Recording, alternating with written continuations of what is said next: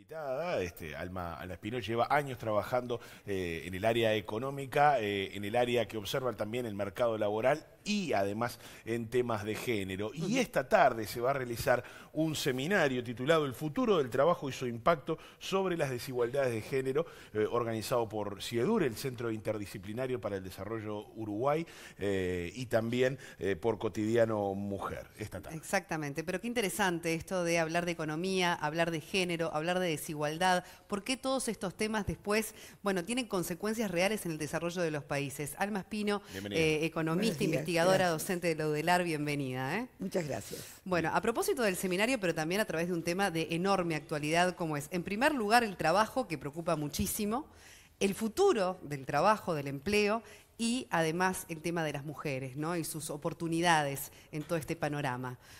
¿Cuál sería, a grandes rasgos, una evaluación de la situación actual?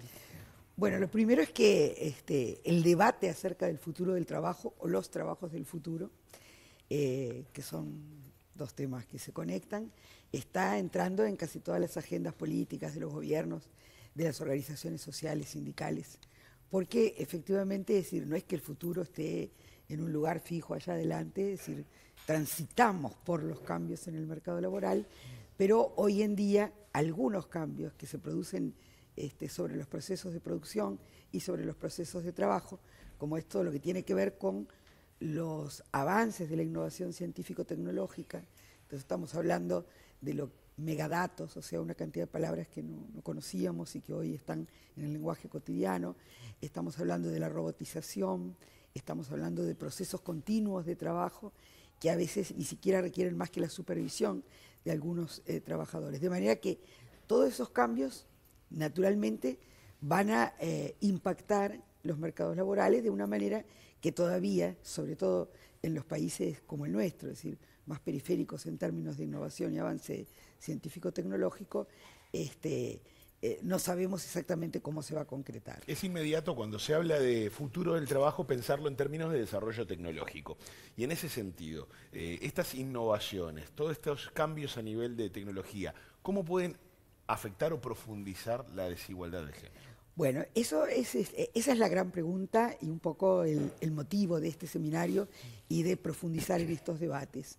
Porque al día de hoy podemos decir que en los últimos 30 años, particularmente en el Uruguay, es evidente que las mujeres hemos mejorado nuestra situación en los mercados laborales, hemos mejorado, es decir, han disminuido las brechas de género en términos de salarios, de ocupación, de participación laboral.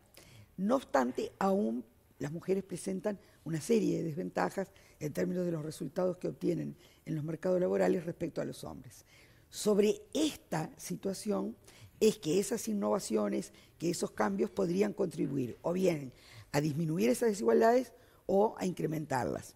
Entonces las preguntas son importantes y para eso hay que decir, bueno, hasta ahora esas desigualdades que tenemos entre hombres y mujeres en los mercados laborales, ¿de qué han dependido?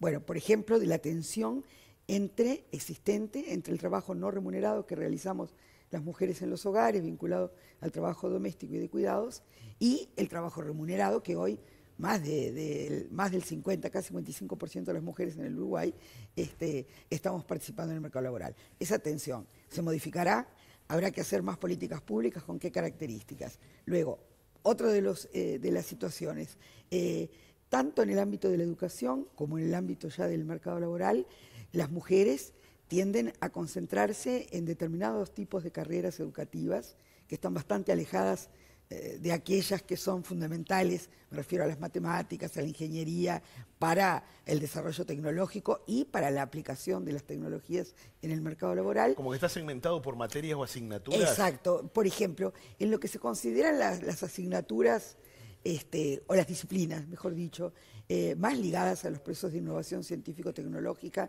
como puede ser las matemáticas, la ingeniería y algunas otras, las mujeres representan menos del 10% de las inscritas en esas carreras. De los egresados de ingeniería, según datos de Natalia da Silva, una colega de la Facultad de Ciencias Económicas y de Administración, menos del 25% egresan como ingenieras. Entonces las mujeres desde la educación, y tal vez desde sus aspiraciones y expectativas, presentan diferencias importantes con los varones. Pero hay otra cosa muy importante, y es que cuando ya miramos el mercado laboral, ¿dónde se concentran las mujeres? Y ahí, bueno, según distintos indicadores, Alemania y Salvador, dos colegas que han estado trabajando para OPP en términos de prospectiva, sobre los mercados laborales, identifican que las mujeres se concentran en los sectores o en las ocupaciones de menor productividad. Es decir, ¿cuáles son aquellas que son de menor productividad? Bueno, las que tienen menos inversión y menos avance científico-tecnológico aplicado. Bien, eso da un panorama bastante complicado, entendiendo que aún las diferencias, por ejemplo, salariales no están resueltas en el mercado uruguayo. Entonces, ¿qué soluciones? Porque más allá de dar un panorama, ¿no?, con cifras, con investigación, ¿qué desafíos concretos deberíamos estar enfrentando hoy para brindar soluciones? Claro, yo creo que los desafíos tienen que ser encarados de manera integral. Quiero decir con esto, se ha avanzado relativamente en términos de las políticas de cuidados, pero creo que esta posibilidad de que hombres y mujeres de manera corresponsable, pero también el Estado y el sector privado, nos hagamos cargo de la reproducción de la sociedad, por decirlo de alguna forma, sí, es una pata. Sabes que La Diaria hoy tiene, o en las últimas horas sacó un artículo muy interesante que dice que en definitiva las oportunidades de las mujeres en el trabajo dependen mucho de los servicios que puedan pagar, ¿no? Claro. Como para realmente poder desde apostar a lo profesional como hasta poder llevar adelante un empleo. Claro, porque cuando nosotros hablamos de las mujeres, y está bien, porque tenemos todas las mujeres un conjunto de características comunes, pero lo importante es eso que tú decís, es decir, no todas las mujeres pueden resolver de la misma forma el tema de qué hacen con los niños dependientes menores, con los adultos mayores que tienen condiciones de dependencia. Con la casa. Y ahí, con la casa, con el trabajo, con la limpieza. Y entonces ahí, bueno, la opción que han seguido casi todos los países de América Latina es el familismo, ¿no? Es decir, la familia, esto es privado, se hace cargo. Pero eso ya no da, porque las mujeres ya no dan para resolverlo, porque los hombres, si bien las mujeres entraron mucho a los mercados laborales, los hombres entraron poco a las tareas del trabajo no remunerado en los hogares, entonces sigue habiendo desbalance. Y eso que tú decías es muy importante, porque quien tiene ingresos suficientes para pagar escuelas de tiempo completo, cuidados de algún tipo, servicio doméstico, etcétera, lo resuelve bastante bien. No digo perfecto, pero bastante bien. Nunca será perfecto si no hay corresponsabilidad adentro de la familia. Pero aquellos sectores, y eso lo demuestran las estadísticas, los sectores más pobres, te diría las mujeres del primer tercil de ingreso de los hogares en el Uruguay, tienen muchísima menor tasa de actividad y por lo tanto enfrentan menores oportunidades laborales porque no tienen cómo resolver esos temas de cuidado cuando además viven lejos de los centros de trabajo, en fin. Bueno, hay todo un tema cultural, se vio claramente, por ejemplo, en los pocos padres varones que optaron por el subsidio para poder hacerse cargo con su trabajo igual de medio tiempo en los primeros meses del niño. Y hablando de temas culturales, muchos de estos temas se pueden comenzar a revertir a partir de políticas. ¿Hay de parte del sistema político, de parte de los diferentes partidos, algún tipo de política que esté mirando atentamente este fenómeno de avance tecnológico en función de igualdad de género? A mí me parece que no, que los partidos... no es prioridad. No tienen como... Creo que ni siquiera lo visibilizan porque la verdad han visibilizado bastante poco el tema de las desigualdades. Y ustedes hoy al principio cuando presentaban la nota decían algo muy importante. Es decir, eliminar las desigualdades de género no solo es cosa buena desde el punto de vista de la justicia, ¿no? Que eso ya de por sí es bueno, claro, la justicia entre los seres humanos, sino que tiene impactos sobre el desarrollo económico y social de toda la población. Con esto digo, cuando las mujeres ganan menos, cuando no estamos aprovechando su capacidad educativa acumulada, etcétera, no estamos perjudicando a las mujeres, pero se está perjudicando a la sociedad toda, o porque no aprovecha lo que tiene, o porque no aprovecha las capacidades para un mejor desarrollo. Bueno, y a propósito de eso también, las brechas salariales, que es un tema que preocupa, porque quizás también es más fácil a veces de comprobar, se da en el acceso a los tipos de trabajo, como bien decías, a los tipos de formación, pero también se da en los niveles educativos altos, ¿no? Sí. Que por mismo puesto haya diferencias. ¿Notás que has venido investigando en el tiempo todo este asunto? ¿Hay una mayor conciencia? ¿Hay realmente voluntad de que eso se revierta? ¿Qué se está haciendo Sí, concretamente veces, para claro, mejorar? a veces el hecho de que las mujeres con mayores niveles educativos tengan mejores ingresos que el resto de las mujeres invisibiliza un poco que en realidad las diferencias de género más grandes se dan entre las mujeres y los hombres más educados. Y eso tiene que ver con las disciplinas diferentes, los famosos techos de cristal, es decir, hasta dónde llegamos las mujeres dentro de los escalafones. Y eso yo diría que se ve poco, porque en general las políticas sociales implementadas en los últimos años, que han sido muy buenas para una cantidad de cosas, han puesto mucha más atención en los temas de pobreza que en los temas de desigualdad. Y ambos son muy importantes y se retroalimentan. Entonces, en relación a esto sí me gustaría decir que en varias facultades de la Universidad de la República se están siguiendo los llamados proyectos de calidad con equidad, y es mirarse hacia adentro en cada una de las facultades y ver qué desigualdades de género existen.